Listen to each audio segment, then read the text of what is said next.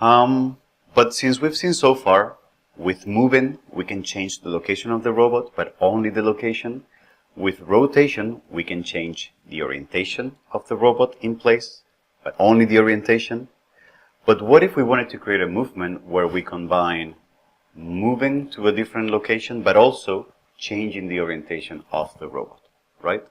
Right now, with move and with rotate, they only do one or the other.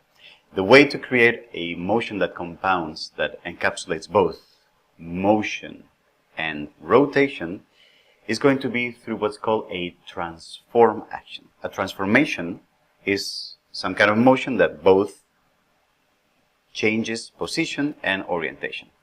And that's because the orientation of this flange can also be defined with a set of vectors. What do those vectors look like? Well, I have this 3D printed coordinate system here that I'm going to attach to the robot. And right now, the coordinate system of the tool center point of the robot's tip looks like this. The robot's TCP has an X vector that is pointing that way. It has a Y vector that is pointing this way, and it has a Z vector that is sticking out of the robot, right? So, what I have to do is when I call for a transform action, for example, if I go here, I can say, well, I'm going to set the values of the new position and the new orientation in absolute mode. So that's why I'm going to use TransformTo, and then I'm going to set the XYZ location. So that's going to be, I don't know, somewhere here, for example. So that's going to be 500 minus 100 and 400. All right. And now, because I also want the robot to reorient, I need to define the orientation of the vectors that form the coordinate system of the tip. All right. Let's say that I wanted to maintain the orientation that I have right now. The orientation that I have right now is that the X vector of the TCP is pointing in world coordinates, in robot coordinates, in the negative X direction. Alright? So this X vector is in the negative X direction of the robot, right? So the way I write that here is minus 1, 0, 0, because that's a negative X direction. And we can see that the Y vector of the TCP is parallel to the Y vector of the robot, of the world, right? So that's going to stay the same then. That's going to be 0, 1, 0. We could define also the Z, but it's redundant. We don't need it because two vectors have to be perpendicular and the third one has to be orthogonal to them both. So with the two X and Y vectors, it's enough.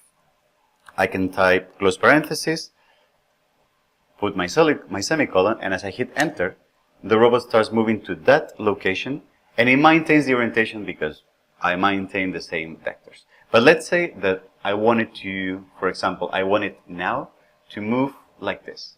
I wanted the robot to move somewhere in this position, but while it's moving, change the orientation and face that way. All right? So let's say TransformTo, and then some coordinate here. For example, that's going to be 650 minus 100 and 600. All right? And if I imagine this motion like doing like this, whoop, you can see that the X vector is now pointing down, is pointing in the negative Z direction. So what I'm going to do is 0, 0, minus 1. All right? And the green vector, the Y vector, is still parallel to that, to the world robot. So what I'm going to do is that's going to be 0, 1, 0. Close parenthesis, semicolon, and as I hit enter, you can see that the robot is moving this way, but it's also changing the orientation. All right? Let's say that I wanted to do a similar motion where I'm going to move somewhere else, but then I'm going to point that way. All right? So, for example, TransformTo, and then somewhere there. So for example, 500 minus 300 and 400. And now, if I imagine the TCP going like this, you can see that X is negative Z, and now Y is positive X. Alright? So X is negative Z, so 0, 0, minus 1. And Y is going to become positive X. So that's going to be 1, 0, 0. I close parenthesis, semicolon, and oof, I messed up.